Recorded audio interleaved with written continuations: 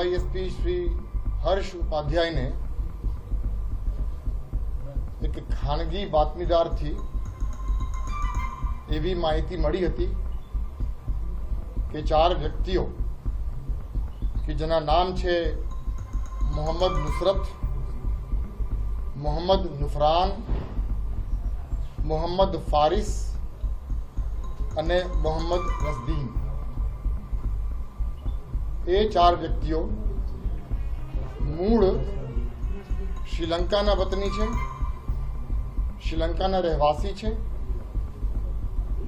અને આતંકવાદી પ્રતિબંધિત સંસ્થા ઇસ્લામિક સ્ટેટના સક્રિય સભ્યો છે અને એ 4 લોકો સંપૂર્ણપણે આઈસિસની જે આઈડિયોલોજી છે એ આઈડિયોલોજીમાં રેડિકલાઇઝ થઈ ગયા છે અને ભારતમાં કોઈ પણ જગ્યાએ આતંકવાદ કૃત્ય કરવા માટે એ લોકો આવવાના છે. એન્ટી ટેરરિસ્ટ સ્ક્વોડના અલગ અલગ અધિકારીઓની નેતૃત્વમાં અલગ અલગ ટીમ્સ બનાવવામાં આવ્યું અને દક્ષિણ તરફથી આવતા તમામ રેલવેઝ અને હવાઈ જહાજની વિગત ઉપલબ્ધ કરાવવામાં આવ્યું અને એ વિગત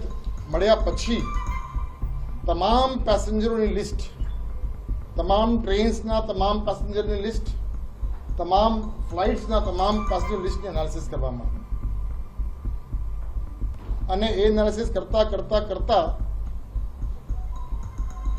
એક ટીમને સફળતા મળી અને આ 4 લોકોના જે નામની માહિતી આપણને મળી હતી, એક જ પીએનઆરમાં ચેન્નઈથી Ahmedabad IndiGo flight number 6E848 ના જે પેસેન્જર લિસ્ટ છે એમાં એ લોકોના નામ મળી ગયા. માહિતી મુજબ એ લોકો શ્રીલંકાના હતા, એટલે પછી અન્ય સિસ્ટર એજન્સીઝની મદદ લઈ કોલંબોથી પણ આ પ્રકારની વેરિફિકેશન કરવામાં આવ્યું